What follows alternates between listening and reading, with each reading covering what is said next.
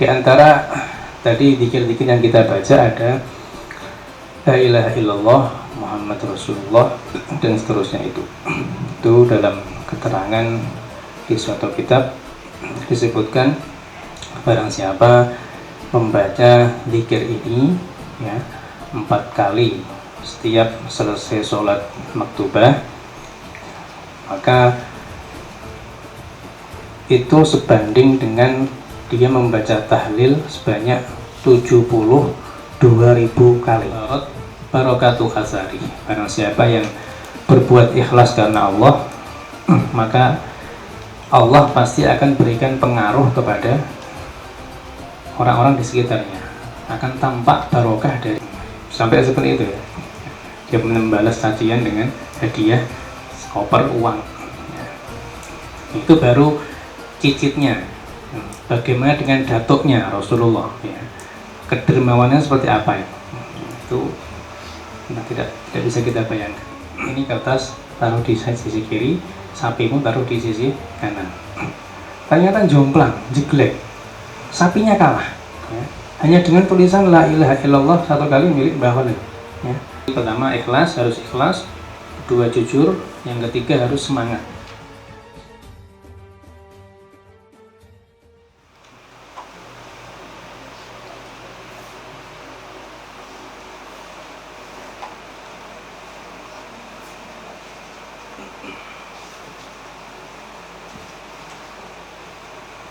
Alhamdulillah Rabbil Alamin. Wassalatu wassalamu ala imamil anbiya wa asyrafil mursalin Sayyidina wa habibina wa syafi'ina wa qurrati a'yunina Muhammadin sallallahu alaihi wasallam wa alihi wa ashabihi wa dhurriyyati ajma'in. Subhanaka la ilma lana illa ma 'allamtana innaka antal alimul hakim. Rabbi shrah li sadri wa yassir li amri wahlul 'uqdatam min lisani yafqahu qawli. Kita bersama-sama Allahumma inni a'udzubika an adilla aw adalla aw azilla aw azalla aw adlima aw udlama aw ajhala aw yajhala alayya. Zidni ilma wasi'ni fi rizqi wa barik li fima razaqtani waj'alni mahbuban fi qulubi ibadik wa azizan fi 'uyunihim waj'alni waliyan fid dunya wal akhirah wa minal muqarrabin ya katsiran nawali hasanan fi 'ali qa'iman bila zawal ya mubdi'an bila mithal falakal hamdu wa lakal minna wa lakal syarfu ala kulli hal. Sallallahu ala sayyidina Muhammadin wa ala sahbihi wasallam. Alhamdulillah Rabbil Alamin. Amma ba'd. Kawan-kawanku, sahabat-sahabatku, anggota YUPI Semarang, mobil khusus Mas Riko Sasongko beserta keluarga sebagai Shahibul Bait. Alhamdulillah sore hari ini kita bisa berwajah kembali dalam rangka mudzakarah atau sinau bareng. Semoga kumpul-kumpul kita sore hari ini mendapat ridho dari Allah Subhanahu wa Ta'ala, dan apa yang kita pelajari bernilai manfaat di dunia wal akhirah. Amin Allahumma amin. Sebagai motivasi, barangkali saya perlu menyampaikan sebuah hadis sahih yang kira-kira begini isinya. Jadi Allah itu punya malaikat khusus ya, yang bertugas keliling di bumi. Jadi keliling dalam rangka mencari majelis-majelis zikir. Lalu ketika ada majelis zikir di situ, para malaikat kemudian ikut bergabung sambil membentangkan sayapnya menaungi orang-orang yang ada dalam majelis itu. Bahkan disebutkan bentangan sayap itu sampai memenuhi antara tempat itu dengan langit dunia. Jadi insyaallah kalau sore hari ini terasa agak hangat itu ya, kita husnudzon, semoga itu adalah malaikat Allah yang sedang merangkul kita. Lalu begitu para malaikat itu selesai, kemudian kembali ke langit, ditanya oleh Allah, dari mana kamu? Kami dari sisi hamba-hambamu ya Allah yang sedang berzikir. Apa yang mereka ucapkan? Mereka bertasbih, bertahmid, bertakbir, dan mengagungkan asmamu. Apa yang mereka minta? Mereka meminta surgamu ya Allah. Apakah mereka pernah melihat surga? Tidak. Kemudian Allah menimpali lagi, bagaimana kalau mereka melihat surga? Lalu bagaimana kalau mereka melihat surga? Belum melihat saja mereka sudah aktif dalam majelis zikir. Tentu mereka lebih bersemangat dalam meminta surga. Lalu mereka juga melanjutkan, ya Rabb, mereka juga meminta perlindungan darimu. Dari apa mereka minta perlindungan? Dari neraka-Mu ya Allah. Apakah mereka pernah melihat neraka? Malaikat menjawab, tentu belum. Lalu bagaimana jika mereka pernah melihat neraka? Tentu mereka akan lebih giat lagi dalam memohon perlindungan. Allah berfirman, maka saksikanlah bahwa aku sungguh mengampuni mereka. Kemudian aku berikan apa yang mereka minta, dan aku berikan perlindungan dari apa yang mereka minta perlindungan darinya. Kemudian malaikat masih melanjutkan, ya Rabb, ada salah seorang yang tidak berniat hadir di situ, hanya sekedar lewat, dan orang itu banyak kesalahan. Bagaimana ya Rabb? Allah dengan Rahman Rahimnya menjawab, orang itu juga aku ampuni, ya, berkat majelis zikir tersebut. Humul julasa alladzi la yashqa bihim jalisuhum. Orang-orang ahli zikir itu adalah orang yang teman-teman duduknya tidak akan sengsara, siapapun dia. Jadi kalaupun kita di sini sekedar mampir duduk menikmati hidangan sambil berzikir, insya Allah kita termasuk dari golongan itu. Amin, amin. Atau barangkali di antara kita ada yang oleh Allah memang dicap sebagai ahli zikir. Ya siapa tahu. Mungkin Mas Riko barangkali punya wiridan khusus sehari baca sholawat 10.000 kali. Kan siapa yang tahu ya. Jadi berkat beliau kita semua ikut diampuni. Siapa yang tahu kalau beliau punya wiridan seperti itu. Ya.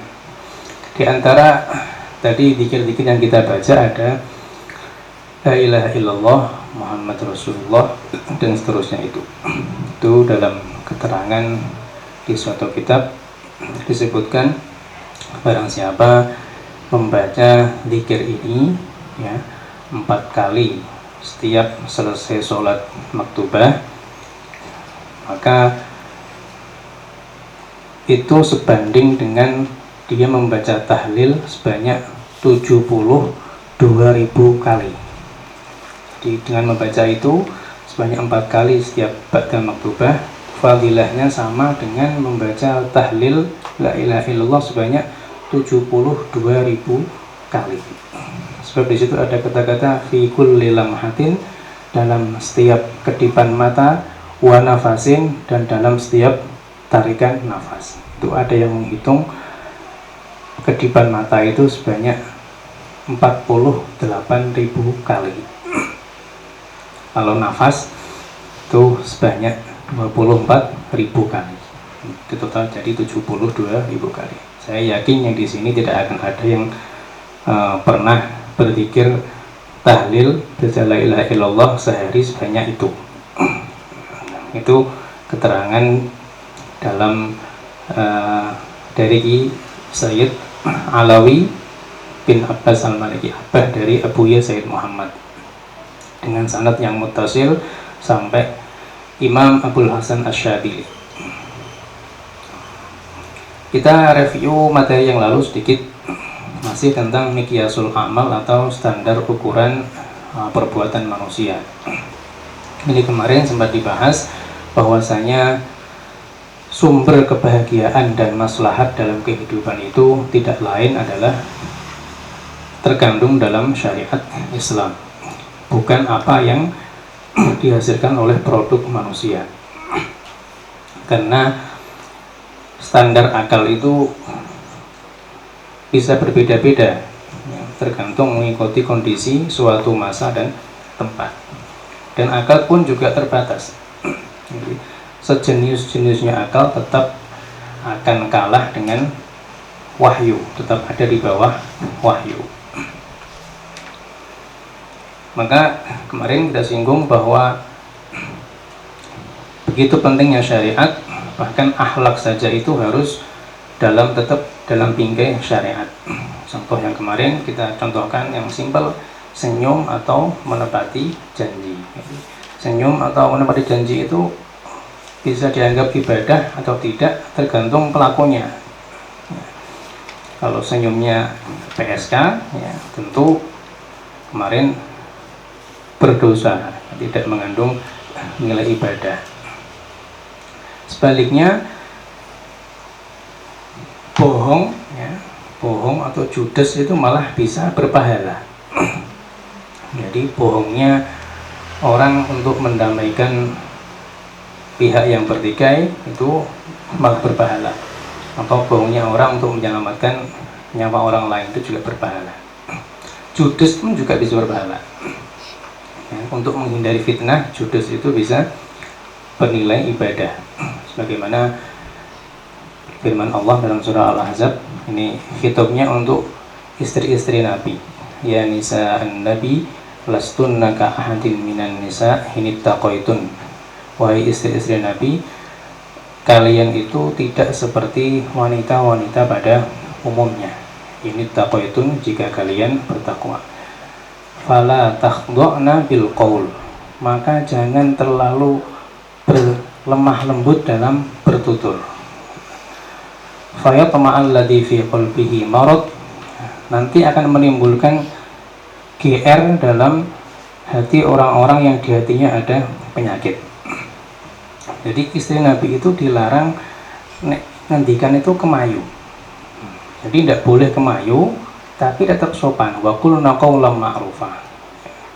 Tidak boleh kemayu seperti orang jual jamu, ya, seperti itu. Ya. Tapi tetap sopan, itu seperti itu.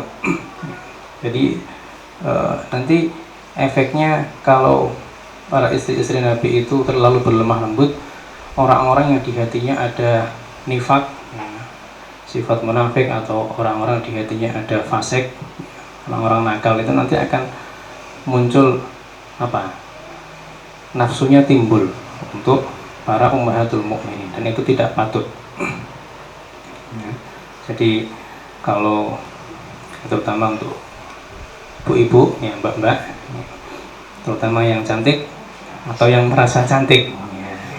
Ini kalau ngomong ke orang lain yang tidak dikenal, ya, apalagi pria nakal, ya. Jadi jangan sampai kemayu, tegas, ngomongnya tegas. Kalau kemayu ke orang nakal disikat nanti, ya. Di situ. Jadi akhlak dan syariat itu bagai dua sisi mata uang. Berakhlak itu harus sesuai syariat, dan bersyariat itu harus mengutamakan adab. Itu bagai dua sisi mata uang, tidak bisa dipisahkan. Suatu saat itu berselisih paham dengan sahabat senior yang bernama Zaid ibn Sabit dalam hal waris. Jadi beliau berdua tidak sepakat dalam menentukan jatah kakek dan bapak, kakek dan saudara.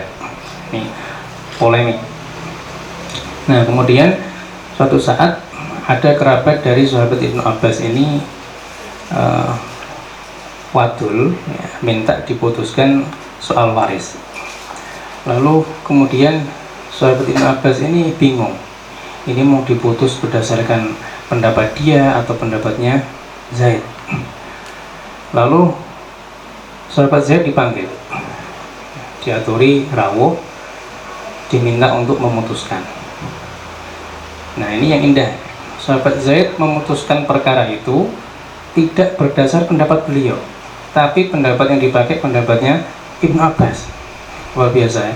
Padahal kita tahu bahwa masing-masing berpendapat, tentu mereka yakin pendapat mereka lebih benar. Tapi di situ sahabat Zaid kemudian memakai pendapatnya Ibnu Abbas. Nah, ketika pulang, sahabat Zaid naik di kuda, kemudian si sahabat Ibnu Abbas menuntun kuda itu sampai ke rumah beliau. Ini adabnya, ini beliau Sayyidina Ibnu Abbas lebih senior, lebih junior daripada Sayyidina Zaid. Merasa tidak enak, kemudian Sayyidina Zaid berkata, janganlah begitu wahai cucu Rasulullah, yang sebagai sepupu Rasulullah. Kemudian apa jawab beliau, Sayyidina Ibnu Abbas? Tidak, beginilah, tidak wahai sahabat senior, beginilah kami dididik untuk menghormati para ulama kami. Kemudian sampai depan rumah, beliau turun, lalu di tangan dari Sayyidina Ibnu Abbas ditarik, dicium oleh Sayyidina Zaid. Padahal beliau lebih junior. Apa ini wahai Sayyidina Zaid? Nah, beginilah kami dididik untuk menghormati keluarga Ahlul Bait. Nah, itu contoh bersyariat tapi mengutamakan adab. Maka begitu pentingnya syariat, jangan sampai ada unsur meremehkan atau istiro dalam hal apapun yang terkait dengan syariat, walaupun terlihat remeh, karena di sana pasti ada maslahat. Hanya saja kita tidak tahu, kadang belum bisa meraba-raba apa kira-kira maslahat yang terkandung dalam syariat itu. Karena bisa jadi maslahat itu baru akan tampak di masa yang akan datang. Ada contoh lain dalam masalah hudud, masalah had. Kenapa dalam Al-Quran hukum kisos itu disebut oleh Allah mengandung nilai kehidupan? Padahal hukum kisos itu kan menghukum mati orang yang membunuh. Walakum fil qisosi hayatun. Tapi yang dikhitopi orang-orang yang mau benar-benar berpikir, ya ulil albab, wahai orang-orang yang mau benar-benar mikir. Sebab dalam hukum kisos itu walaupun terlihat kejam, orang membunuh kemudian dibalas bunuh, itu kenapa oleh Allah disebut di situ ada kehidupan, mengandung kehidupan? Karena pertama, hukum kisos itu bisa menyelamatkan korban-korban lain.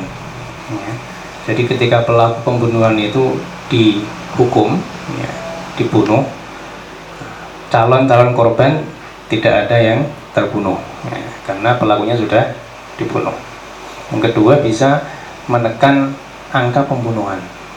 Kita lihat negara-negara yang memberlakukan hukum kisos itu tingkat kejahatan pembunuhan sangat kecil. Di Arab Saudi contohnya itu sangat kecil, karena mereka takut ada efek jera. Di mau melakukan kejahatan pembunuhan itu mikir-mikir.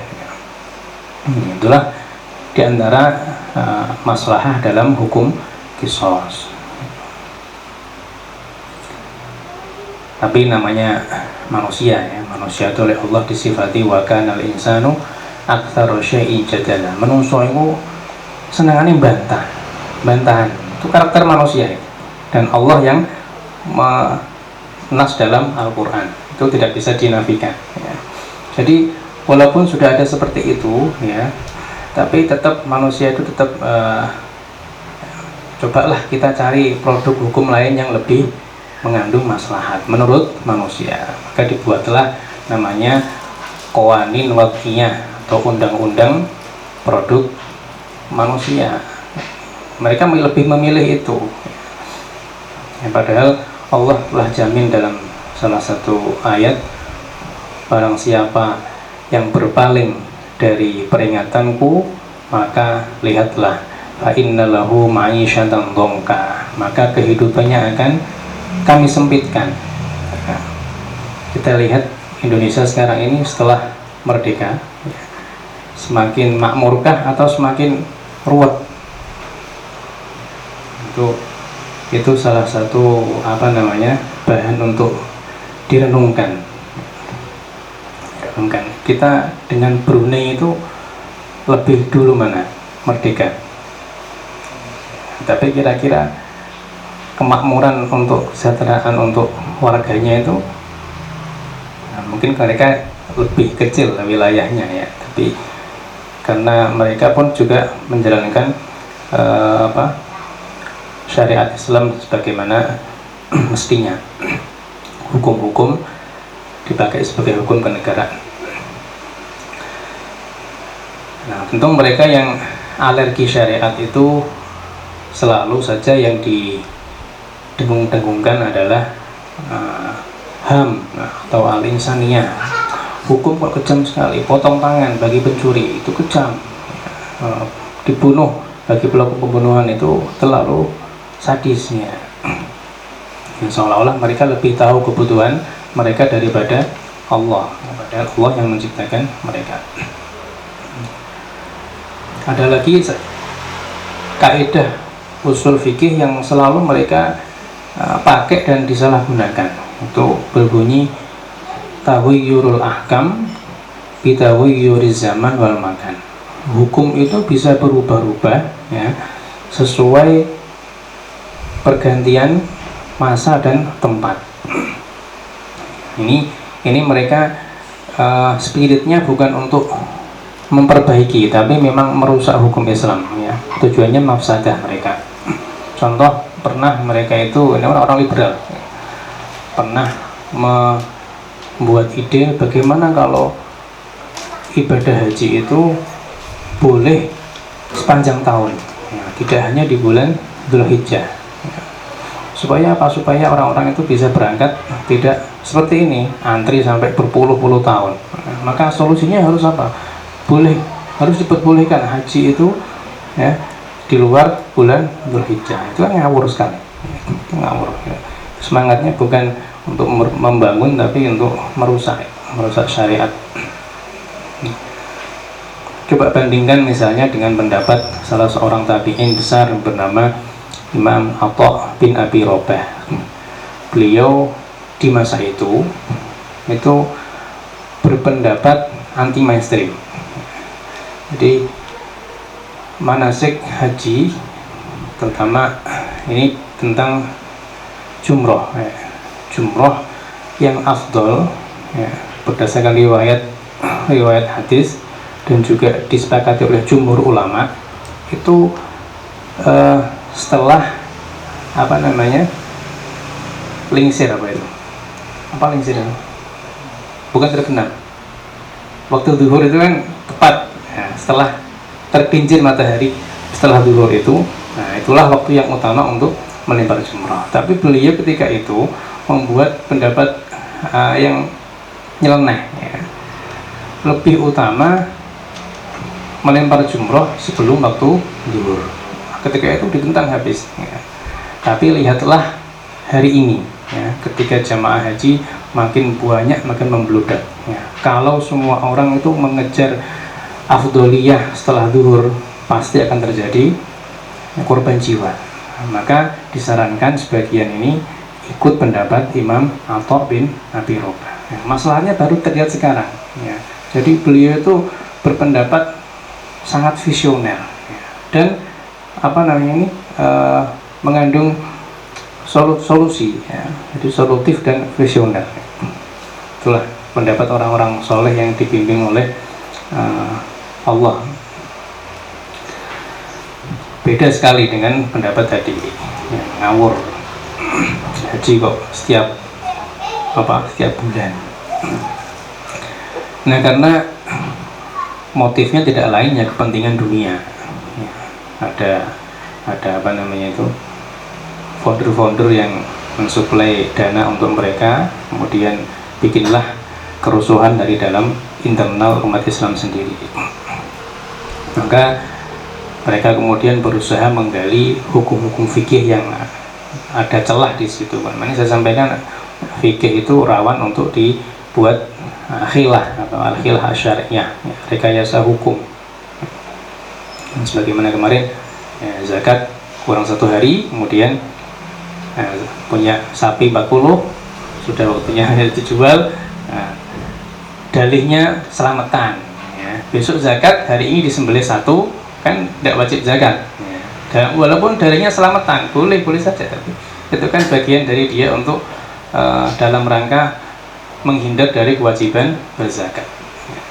Itu namanya al-khilah syariah ya. Oleh Al-Imam Al-Ghazali ini disebut al-fiqhud dar, fikih yang membahayakan, maka dihindari. Mereka ini oleh ngaji Abi kemarin itu, orang-orang seperti ini tidak beda dengan golongan Bani Israel di zaman dulu, namanya ada golongan as-sabtiyun. Jadi golongan orang-orang yang dilaknat ya di hari Sabtu. Jadi kaum Yahudi itu punya pantangan larang untuk menjaring ikan atau mancing ikan. Ini orang-orang yang hidup di pesisir ya. Jadi dilarang untuk mencari ikan karena hari Sabtu itu hari rayanya kaum Yahudi ya. Jadi mereka fokus untuk ibadah di situ ya. Padahal ini memang ujian dari Allah. Padahal justru di hari Sabtu itulah ikan-ikan itu muncul ke permukaan ya, buahnya ya, sampai mengapung-apung gitu. Tapi di hari lain tidak ada yang muncul ya. Oleh Allah memang dimunculkan di hari Sabtu. Lalu kemudian mereka mencari-cari piye caranya supaya tidak melanggar syariat menurut mereka, tapi tetap dapat ikan.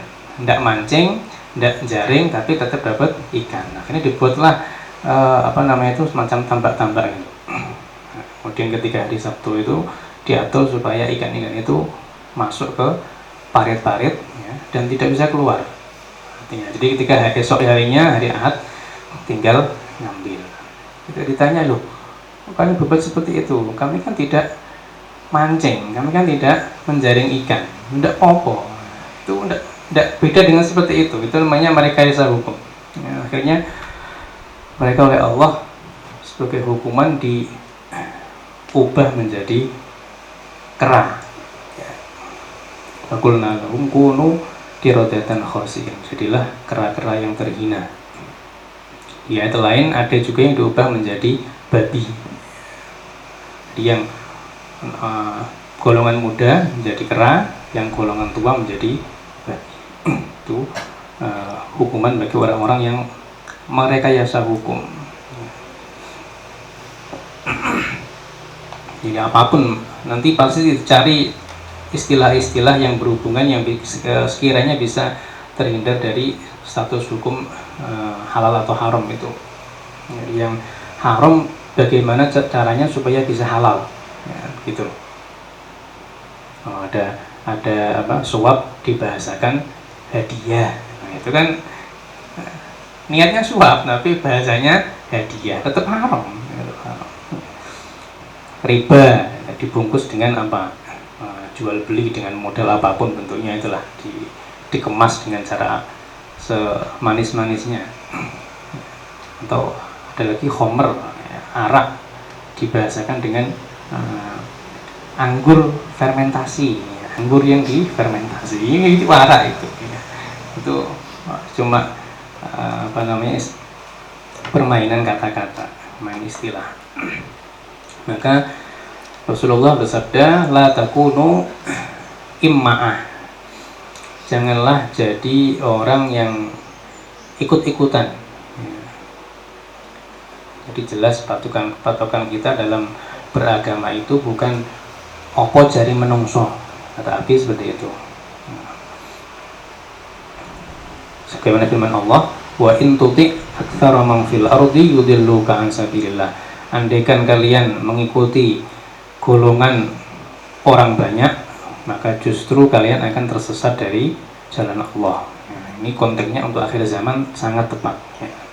Karena di zaman yang sudah seperti ini ya, kita dibahasakan Al-Quran, kita ini sudah masuk waktu asar ya, wal asr, waktu yang menjelang maghrib. Sebentar lagi kiamat kita ini ya, maghrib. Tapi justru disinilah ujian agama itu semakin dahsyat. Jadi ujian agama itu semakin mendekati akhir zaman, semakin besar dan semakin dahsyat. Maka sangat besar potensi kita untuk rugi. Innal insana lafi khusr itu sangat besar potensinya. Yang mulai simbol-simbol agama dilecehkan dan sebagainya, aturan-aturan diselewengkan, itu yang melakukan bukan orang lain, tapi dilakukan oleh umat Islam sendiri. Dan lebih mengerikan itu dilakukan oleh para ulamanya. Kalau pantas disebut demikian ya. Karena harusnya yang disebut ulama itu yang mengedepankan khosyahnya, rasa takutnya daripada ilmunya. Itulah yang pantas disebut ulama. Jadi orang-orang yang menyelewengkan agama itu ya orang-orang pintar ya, orang-orang pintar. Bukan orang-orang goblok.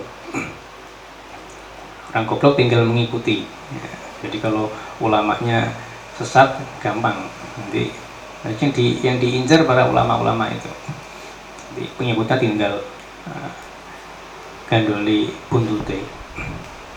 Jadi orang-orang yang menyeleweng agama itu orang-orang pinter, tapi mereka logika yang dipakai itu logikanya ada dulu zaman jahiliyah, orang Quraisy yang sangat getol memusuhi Nabi, namanya Al-As bin Wail As-Sahmi.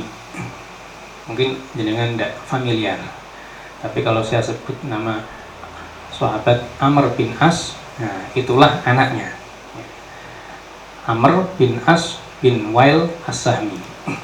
Jadi anaknya sahabat yang terkenal lidahnya sangat tajam ya, melebihi 1000 pedang karena kelihainya dalam berdiplomasi. Itu nuruni bapaknya. Dulu itu bapaknya ya pintar ngomong, tapi pinternya untuk mengolok-olok Rasulullah. Karena suatu saat Nabi didatangi oleh ini tadi, siapa namanya, Al-As bin Wail. Kemudian ditanya, Muhammad,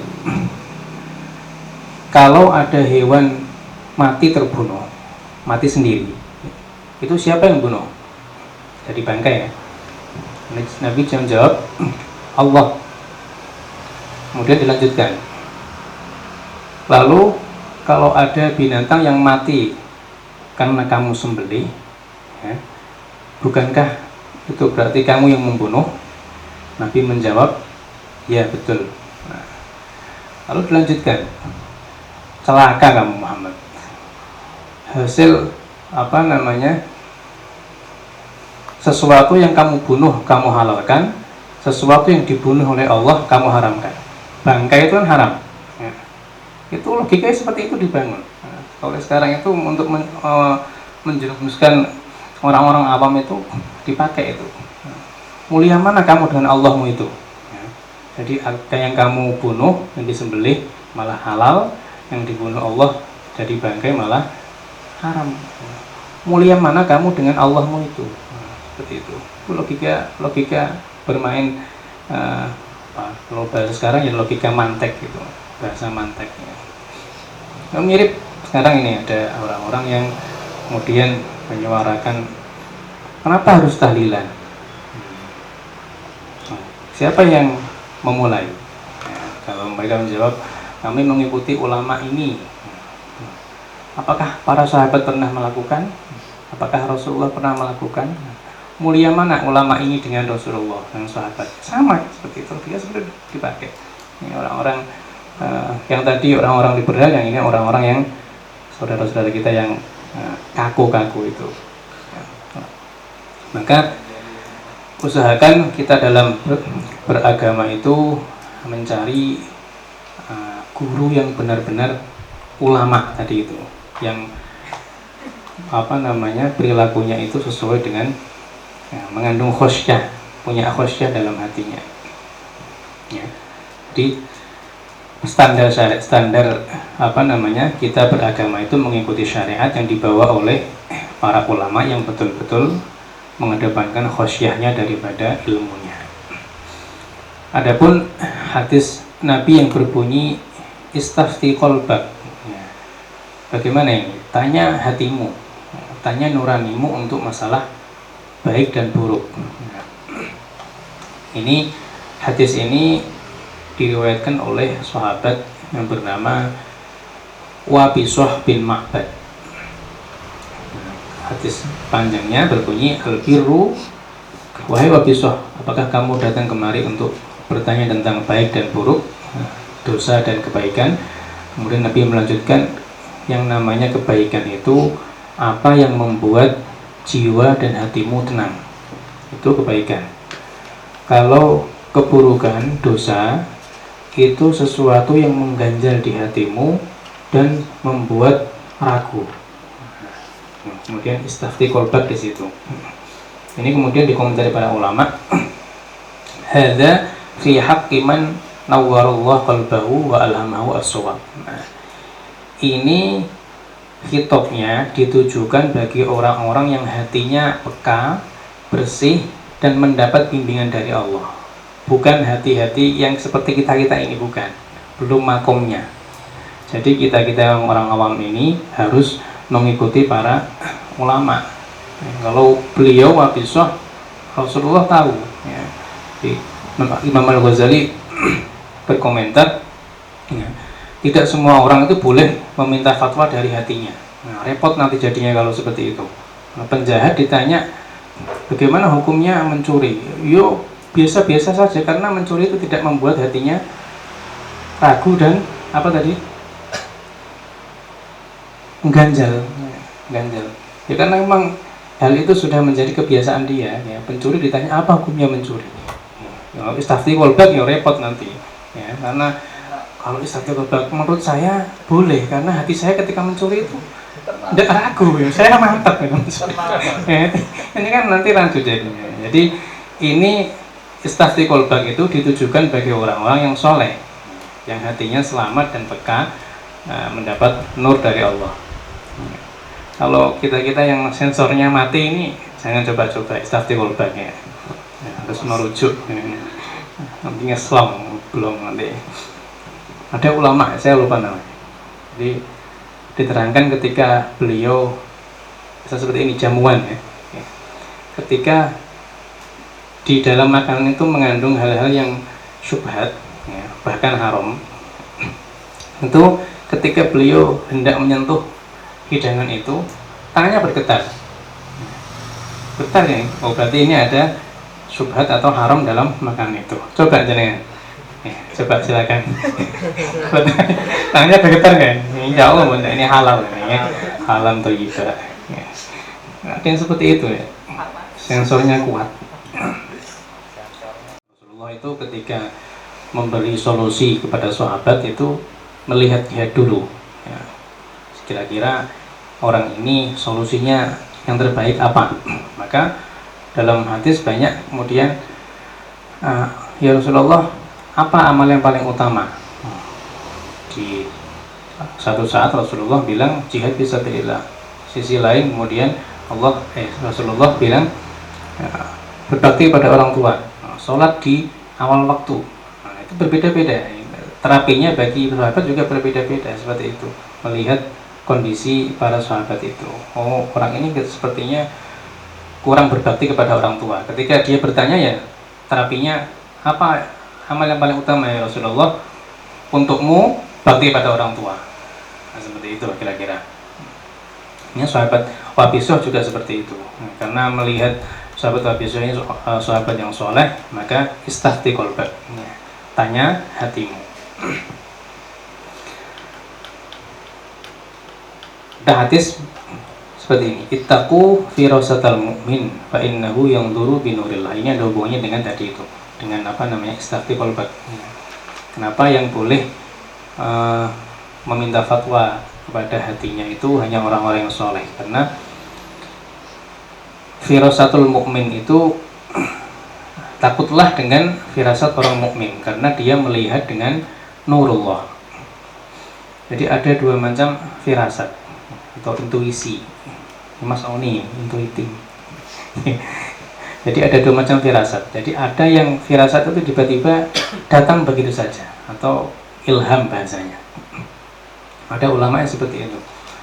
Seperti kisahnya Sayyidina Utsman, suatu saat beliau sedang berkhutbah, ya.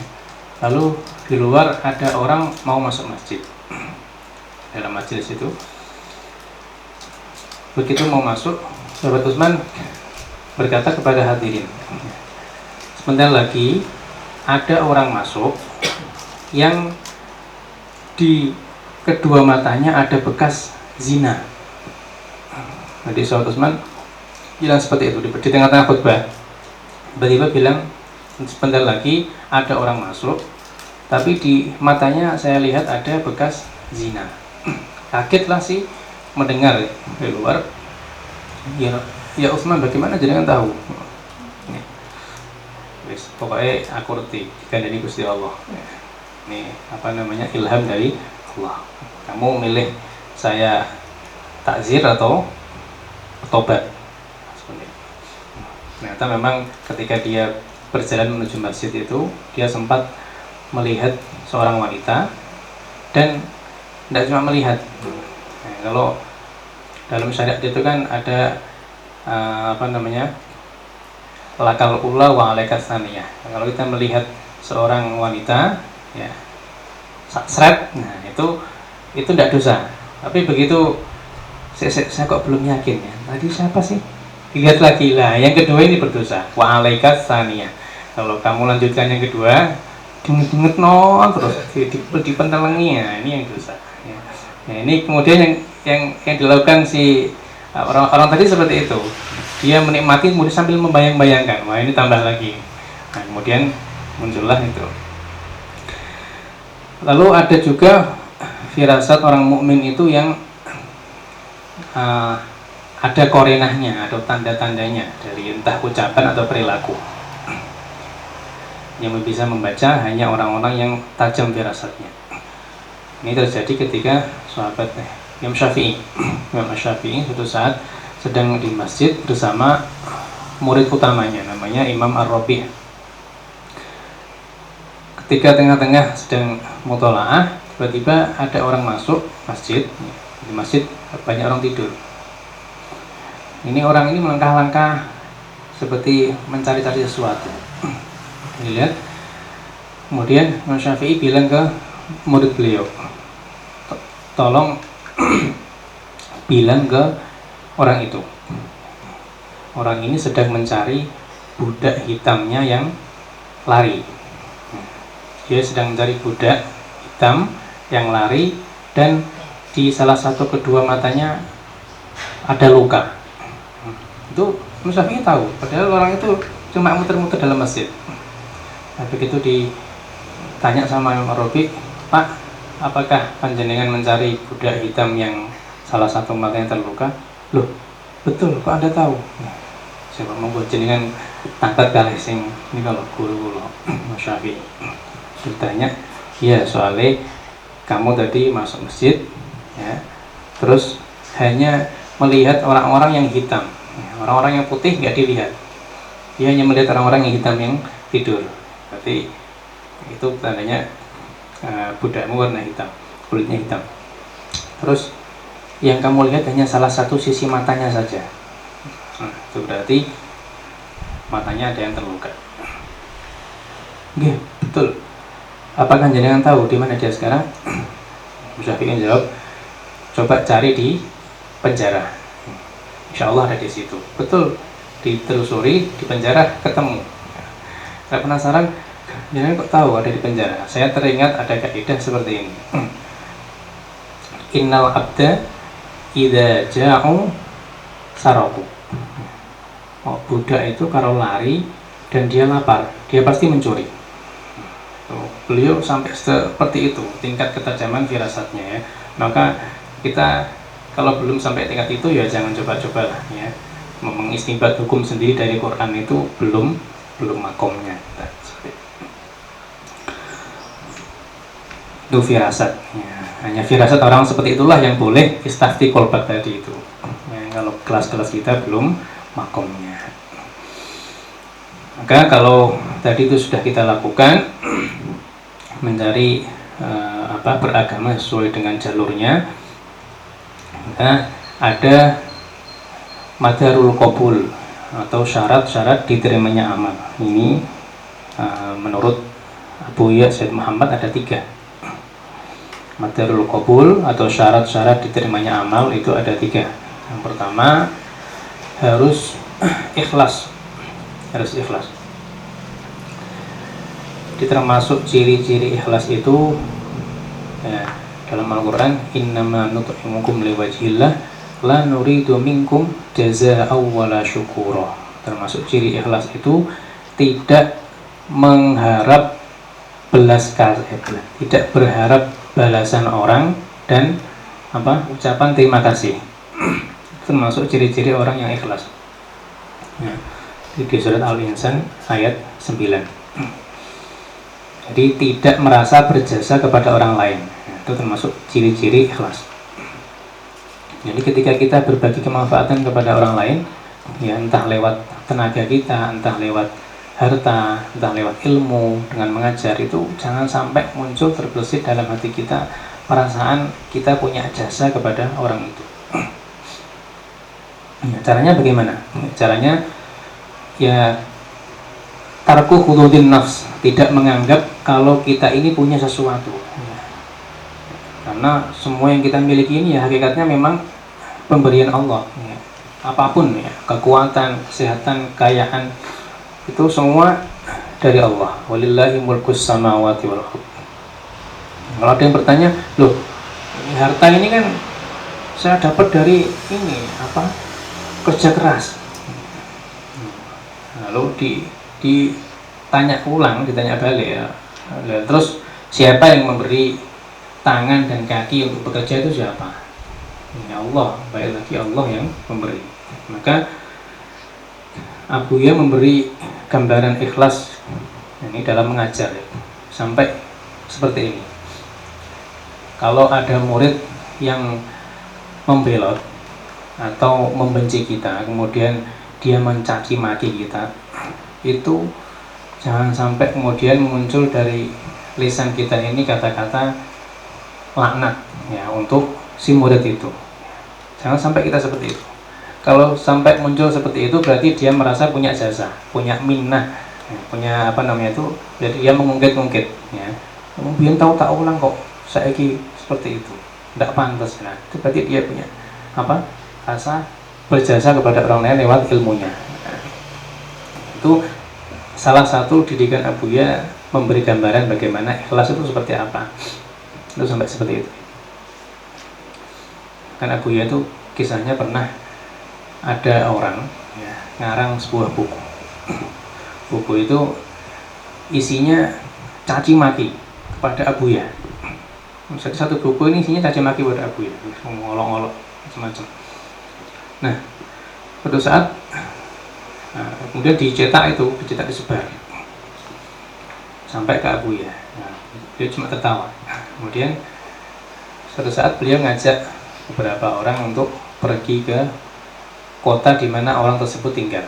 Ya, si pengarang tadi itu buku sambil membawa koper isinya uang.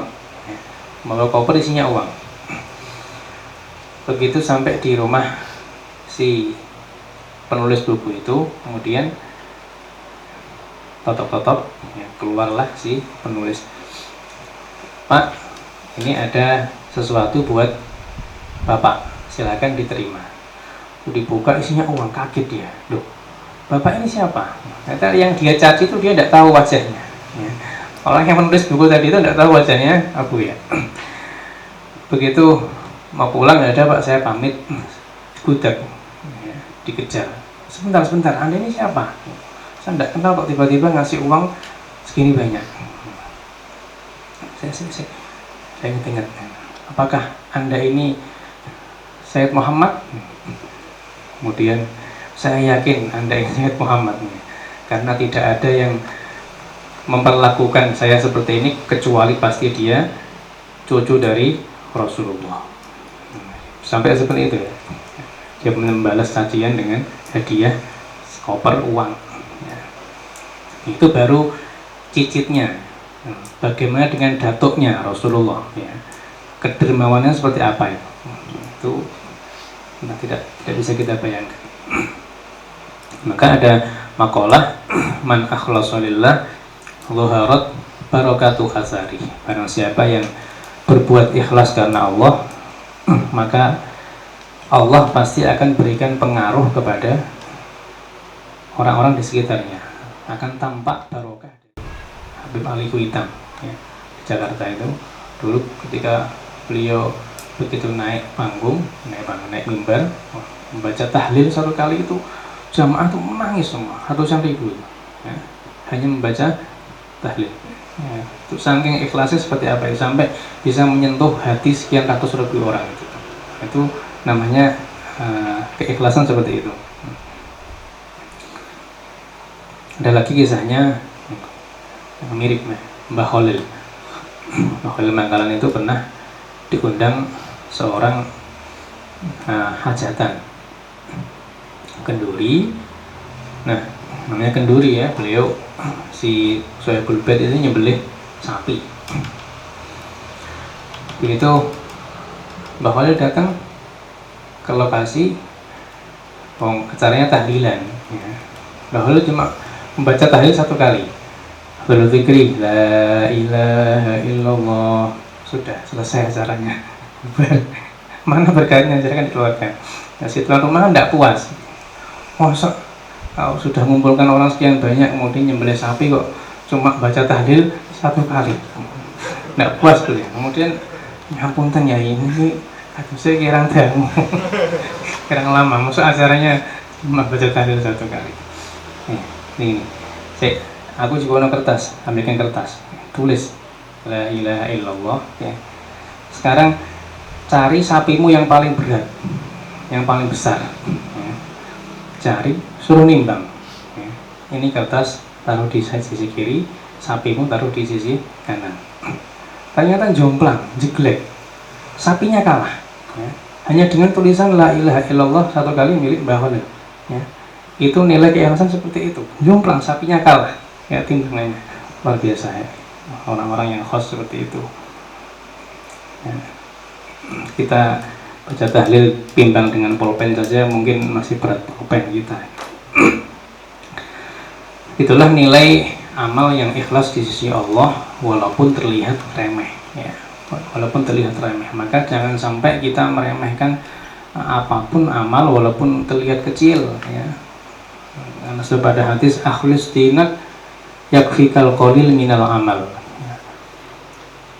Berbuat ikhlaslah, maka sedikit dari amalmu itu akan cukup bagimu, artinya bisa menyelamatkan kamu ya, sebagaimana kisahnya seorang pezina yang kemudian diterima amalnya, diampuni maksudnya, karena amal zinanya diterima, maksudnya diampuni segala dosa-dosanya itu hanya karena memberi minum seekor anjing ya. Itu kan remeh seremeh-remeh, tapi ternyata itu dilihat oleh Allah dan diterima. Maka Imam Ja'far As-Shadiq pernah mengatakan tidak sempurna sebuah amal baik ya, kecuali dengan 3 hal. Jadi sebuah amal itu tidak cukup baik ya, kecuali ada 3 unsur di dalamnya. Yang pertama, harus disegerakan. Tanda amal itu sempurna itu harus disegerakan ya, sebab kita tidak tahu kapan datangnya ajal. Maka ketika kita sudah punya azam niat untuk berbuat baik, jangan ditunda ya, segera dilaksanakan. Kalau sudah punya kelentek mau naik haji ya sudah nabung, jangan kemudian uangnya diputar dulu untuk usaha dan sebagainya. Malah nanti kalau kadang seperti itu malah biasanya tidak berangkat ya, tidak jadi. Kemudian yang kedua, setelah disegerakan dianggap kecil, anggaplah amal itu kecil ya, karena memang amal yang kita lakukan ini tidak ada apa-apanya dibanding anugerah Allah, tidak ada apa-apanya ya. Itu masih kecil dan masih lebih kecil dibanding kewajiban-kewajiban yang belum kita tunaikan. Lebih banyak mana amal yang sudah kita lakukan dan belum, itu lebih banyak yang belum, maka amal kita itu sangat kecil. Yang ketiga, rahasiakan. Kalau sudah disegerakan kemudian dianggap kecil, yang ketiga dirahasiakan. Sebagaimana kita menyembunyikan aib-aib atau dosa-dosa yang kita miliki. Mereka adalah orang-orang yang mukhlis. Tanda orang yang mukhlis itu amalnya dirahasiakan. Itu sebagian ulama seperti itu. Di antara cirinya tadi itu tidak merasa berjasa kepada orang lain, dan kemudian ciri yang lain yaitu amalnya ditutupi, dirahasiakan. Seperti kisahnya Imam Muhammad bin Wasi. Jadi satu saat beliau sedang mengajar, ya, membacakan hadis-hadis Nabi. Di tengah-tengah itu tiba-tiba Imam Muhammad bin Wasi ini tiba-tiba terharu, pengen nangis, berimbik-berimbik.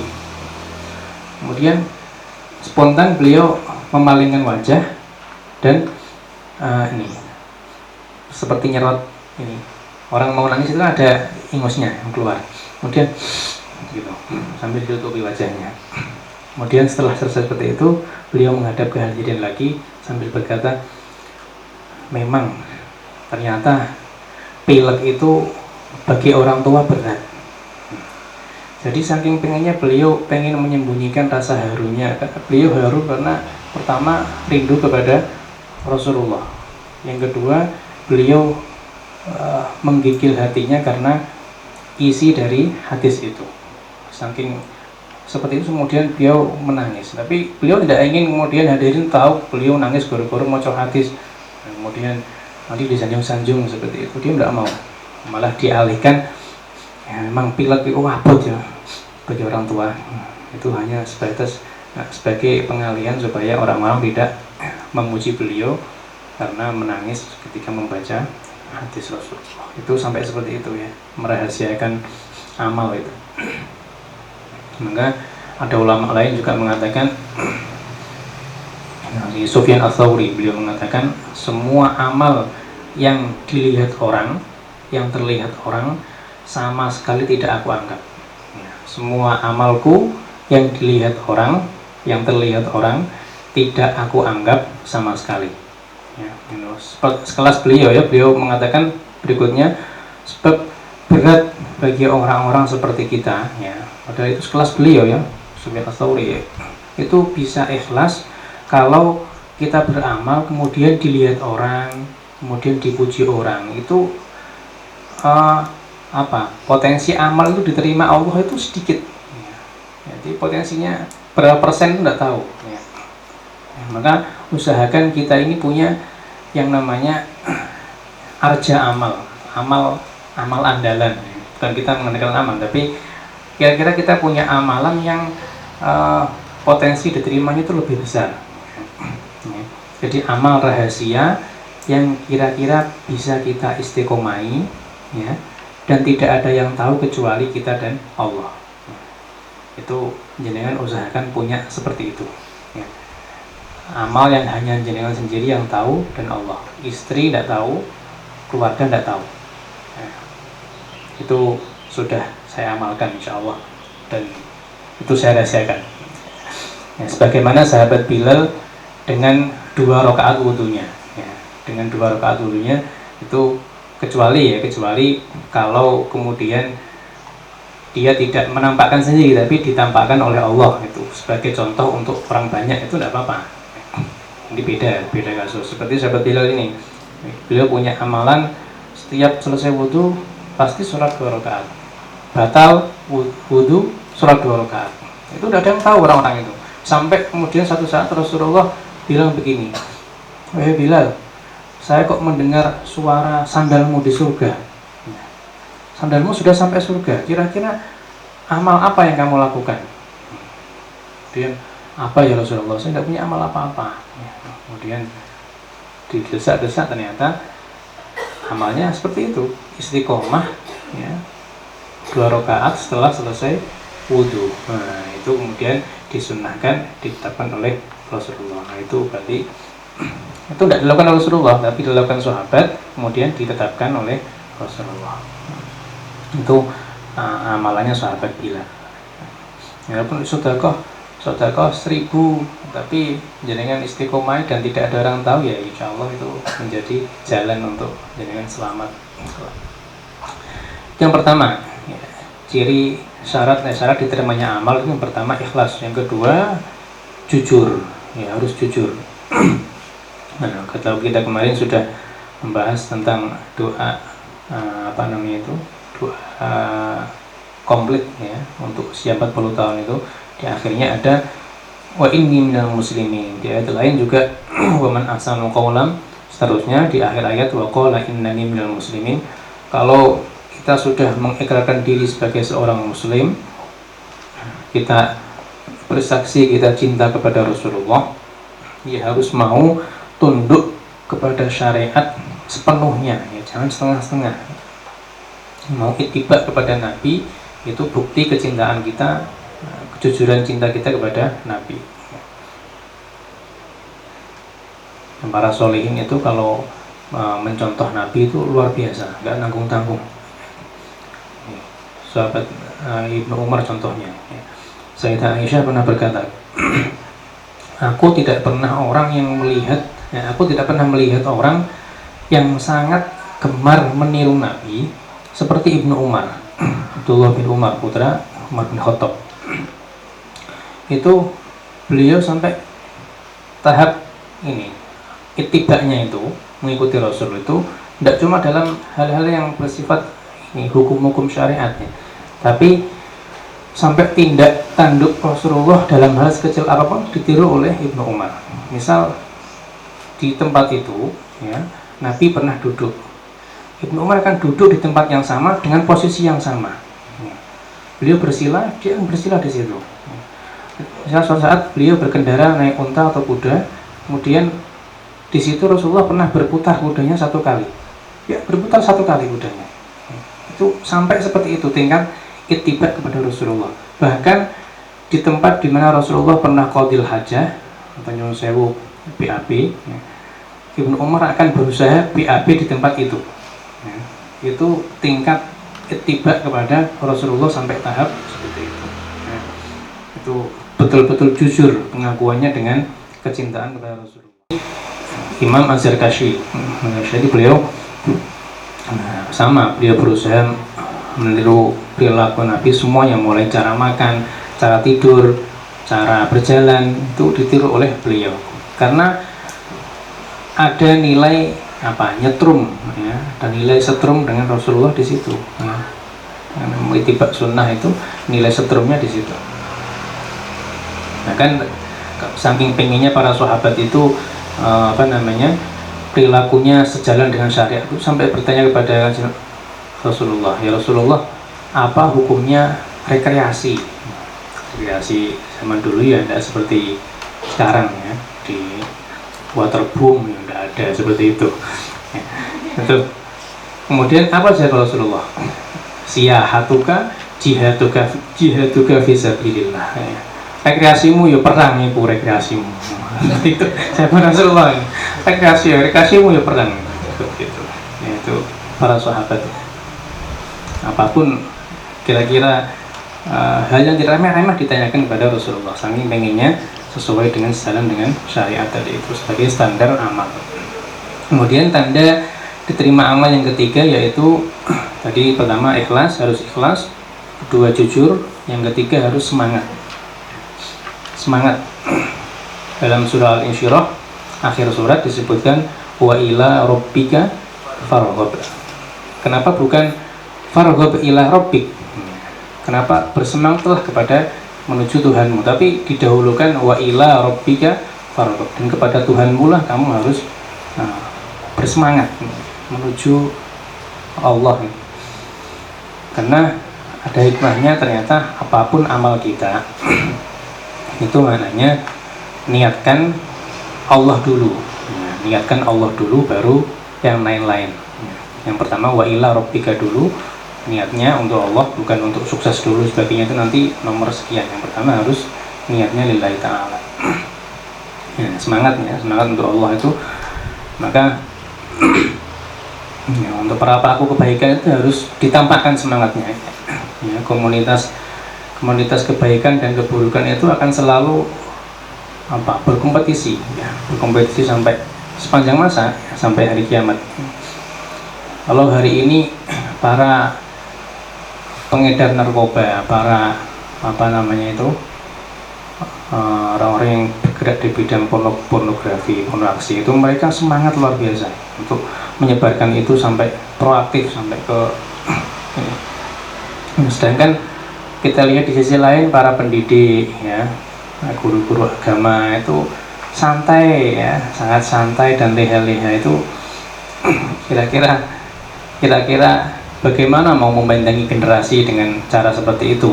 Pelaku kejahatannya semangat, pelaku kebaikannya santai. Tidak mungkin generasi itu jadi selamat. Maka pelaku kebaikan juga harus semangat, ya. Terutama para guru. Para guru jam ngajar bolos, tapi ketika ada demo kenaikan gaji, wah semangat, ya, langsung bangkit menuju jalan. Ya, kalau pelaku kebaikan itu menampakkan keramahan, ya, orang-orang lembaga-lembaga rentenir itu menampilkan cewek-cewek yang cantik-cantik, ya, yang selalu tersenyum, sedangkan para pelaku kebaikan itu senangannya cemberut, ya, kemudian memasang wajah sangar, itu bagaimana orang mau tertarik, ya. Itu juga salah satu hal yang harus dibuat pertimbangan. Sekali lagi, itu adalah 3 syarat agar amal kita ini diterima di sisi Allah. Yang pertama ikhlas, yang kedua jujur, yang ketiga semangat, ya. Nah, semoga dengan apa yang kami sampaikan ini bisa bernilai manfaat dan bisa diambil ibrahnya. Amin, Allahumma amin. Wallahu a'lam bishawab. Kita tutup dengan doa. Bismillahirrahmanirrahim. Wassallallahu ala sayyidina Muhammad wa ala alihi wasallam. Alhamdulillahirabbil alamin. Hamdan katsiran thayyiban mubarakan fihi ala kulli hal. Hamdan yuwaffi ni'amahu wa yukafi'u mazidah. Ya Rabbana lakal hamdu kama yanbaghi li jalali wajhika wa 'azimi sultanik. Subhanaka la nuhsi thana'an 'alaika anta kama asnaita 'ala nafsik. Allahumma shalli ala sayyidina Muhammad sahil wa yassir ma tahassar. ربنا ظلمنا أنفسنا وإن لم تغفر لنا وترحمنا لنكونن من الخاسرين. اللهم بارك لنا في رجب وشعبان وبلغنا رمضان. ربنا انفعنا بما علمتنا وعلمنا الذي ينفعنا وزدنا علما والحمد لله على كل حال. اللهم اجعل جمعنا هذا جمعا مرحوما واجعل تفرقنا من بعده تفرقا مباركا معصوما لا تدع فينا ولا معنا شقيا ولا محروما خذ بأيدينا إلى ما فيه رضا. ربنا هب لنا من أزواجنا وذرياتنا قرة أعين واجعلنا للمتقين إماما. اللهم احفظنا من الفتن ما ظهر منها وما بطن. ربنا آتنا في الدنيا حسنة وفي الآخرة حسنة وقنا عذاب النار. صلى الله على سيدنا محمد وعلى صحبه وسلم والحمد لله رب العالمين ببركة الفاتحة.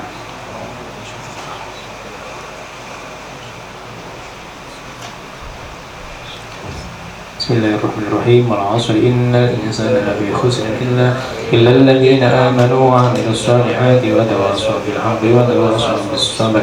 سبحانك اللهم وبحمدك أشهد أن لا إله إلا أنت أستغفرك وأتوب إليك.